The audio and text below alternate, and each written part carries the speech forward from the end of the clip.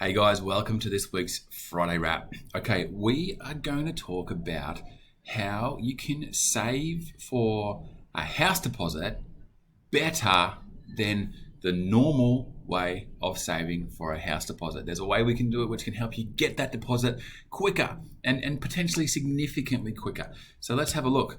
As per usual, please don't run away and do anything based on anything you hear me saying here. If you do want to take action, make sure you speak to me or somebody who knows what they're talking about just to make sure it is appropriate for you. All right, the election is tomorrow, and both these guys or these groups of people have talked about different ways to do what we're going to talk about today. So who knows what's likely to come of that, but we're not going to take into any consideration what they gibber on about because, well, I won't go there. But the traditional way, you earn some money, you save as much of it as you can to get you into a house, okay? Now, since 2017, there's a better way to do it if you're saving for your first home. Very important that this is your first home. I was just doing a bit more research this morning and I snippeted this in here. Believe it or not, a new study of first home buyers, it's on a realestate.com website, but it's actually on quite a few, that the average age of a first home buyer in Australia is 36 years old. Now that doesn't include what's happened since that period of time. Property prices have gone up about, bloody who knows, 40% or something like that in a lot of areas.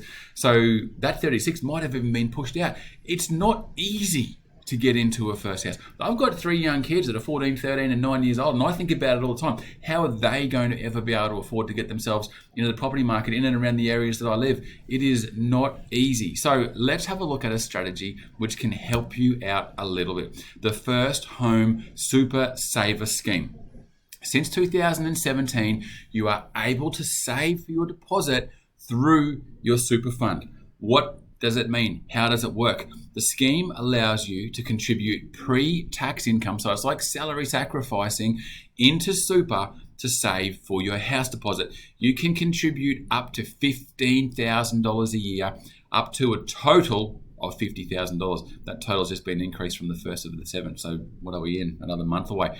So $15,000 a year up to a total. So if you've got a young couple, husband and wife, and they want to save for a deposit, they can both contribute this money into super to get themselves this extra $50,000 or $50,000 each, so potentially $100,000.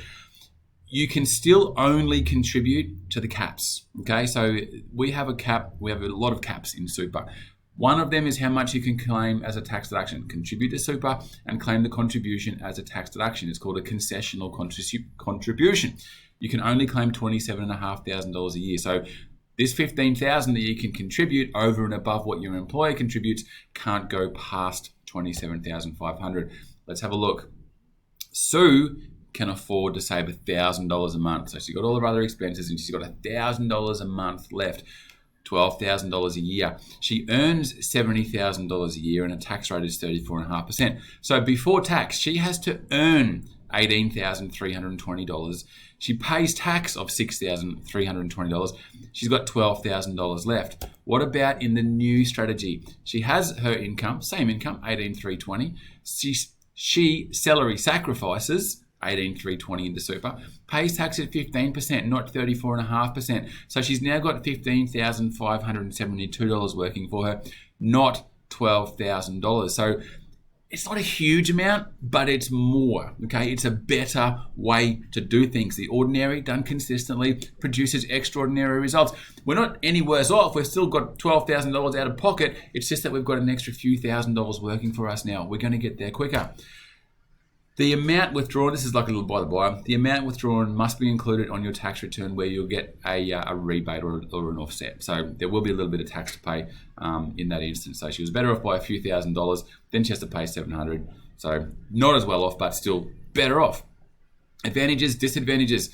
In the normal way that we've been doing it since the beginning of time, you would just use your after-tax money and save and save and save and save and save. Finally, you reach a deposit to buy your own home, and then you spend another million years paying it off.